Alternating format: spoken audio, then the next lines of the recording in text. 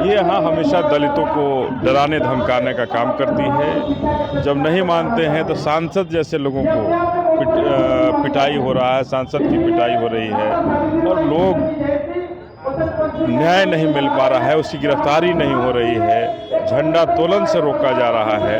तो ये तमाम घटनाएं हैं जो ये बताने को काफ़ी है कि नीतीश कुमार की सरकार फेल्यूर है, बिल्कुल फेल्यूर है। और इन सारे आयोजनों से हमारे शूद्र समाज को बचना चाहिए, हमारे बहुजन समाज को बचना चाहिए, जिन्होंने सामंतवाद और इस ब्राह्मणवाद के विरोध के बाद बाबा साहब ने हमें सारे संवैधानिक अधिकार दिए हैं और इस तरह से महाकुंभ जैसे आयोजन से इस अधिकार को छीनने का आरएसएस और ब्राह्मणवाद फिर से सर चढ़ करके बोल रहा है। तो ऐसे आयोजनों से हमें निश्चित रूप से परहेज करनी चाहिए। और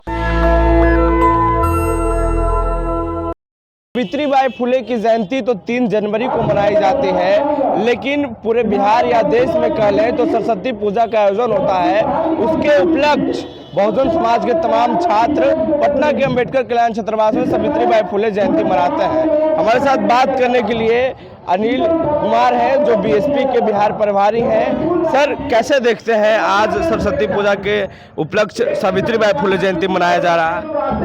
देखिए, अगर सही मामले में बहुजन समाज जो हमारा है या शूद्र समाज जो था, उसको माता सावित्रीबाई फुले की ही जयंती मनानी चाहिए। और सावित्रीबाई फुले ही शिक्षा की जनक थी, जिन्होंने शिक्षा का अलग शोषित दलित वंचितों के घरों में जगाने का काम किया। जिस समय शिक्षा को चारों तरफ रोक रखा गया था, उस समय उन लोगों ने हमें इस आगे बढ़ाया।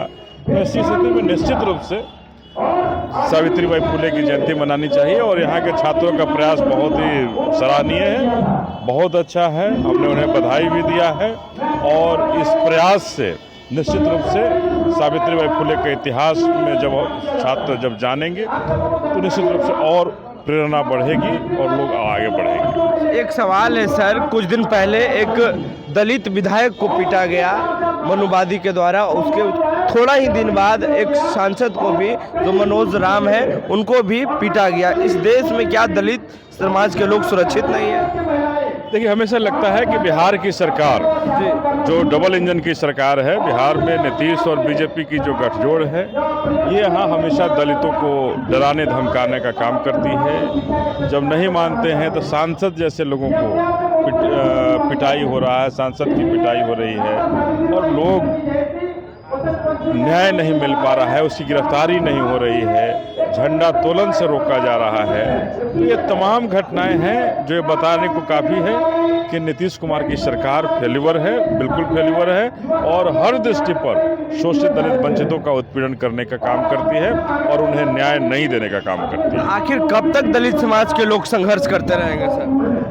देखिए, ये सरकारें जब तक रहेंगी तब तक दलितों का उत्थान नहीं हो सकता है। दलित का उत्पीड़न करने वाली सरकार है, आनंद मोहन जैसे हत्यारों को जेल से छुड़ाने वाली सरकार है और अपने लिए, अपनी सरकार को बचाने के लिए ये बाहुबलियों का सहारा लेने वाली सरकार है, जो शोषित दलित वंचितों पर हमेशा अत्याचार करते रहे हैं, उनके मनोबल को बढ़ाने वाली सरकार है। और शोषित दलित वंचित बाबा साहब के अधिकार से, संवैधानिक अधिकार से अगर कहीं से जीत कर आते हैं, उन्हें भी डराने धमकाने का काम करने वाली सरकार है। 144 वर्ष बाद महाकुंभ मेला लगाया गया है, करोड़ों लोग पहुंच रहे हैं, लेकिन जिस तरीके से भगदड़ की खबर आ रही है, आंकड़े को छुपाया जा रहा है, कैसे देख रहे हैं आप? देखिए, एक तो ये महाकुंभ क्या है, मैं इसके बारे में नहीं जानना चाहता हूँ। मैं यही कहना चाहता हूँ कि इन सारे आयोजनों से हमारे शूद्र समाज को बचना चाहिए,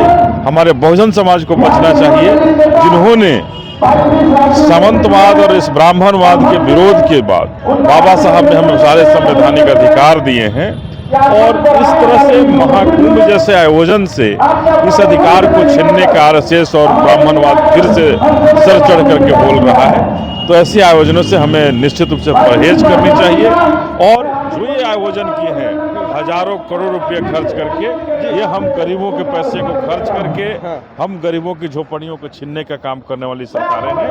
इससे समझने बिहार में जब जनप्रतिनिधि नहीं सुरक्षित है तो आम जन कैसे सुरक्षित होंगे? ये डबल इंजन की सरकार महाजंगल राज है। इस महाजंगल राज में कोई सुरक्षित नहीं हो सकता है। जब नेता वर्तमान सांसद पीटे जा रहे हैं, वर्तमान विधायक को झंडोत्तोलन से रोके जा रहा है, तो कहाँ सुरक्षा की बात है?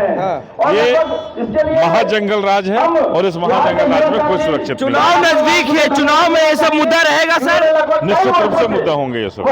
सर बातचीत करने के लिए तो ये अनिल कुमार हैं जो बीएसपी के बिहार प्रभारी हैं, और इनका कहना है कि जिस तरीके से बिहार में एक जनप्रतिनिधि सुरक्षित नहीं है, चुनाव नजदीक है, चुनाव में आने वाले समय में एक बहुत महत्वपूर्ण मुद्दा रहेगा। बहरहाल हमारी बातचीत में क्या रहा है प्रतिक्रिया देने को नेशनल दस्तक की आपसे गुजारिश है कि अगर इसको बचाना चाहते हैं तो नेशनल दस्तक को सब्सक्राइब करने के लिए रेड कलर के सब्सक्राइब बटन को दबाएं, फिर बेल आइकन की घंटी दबाएं।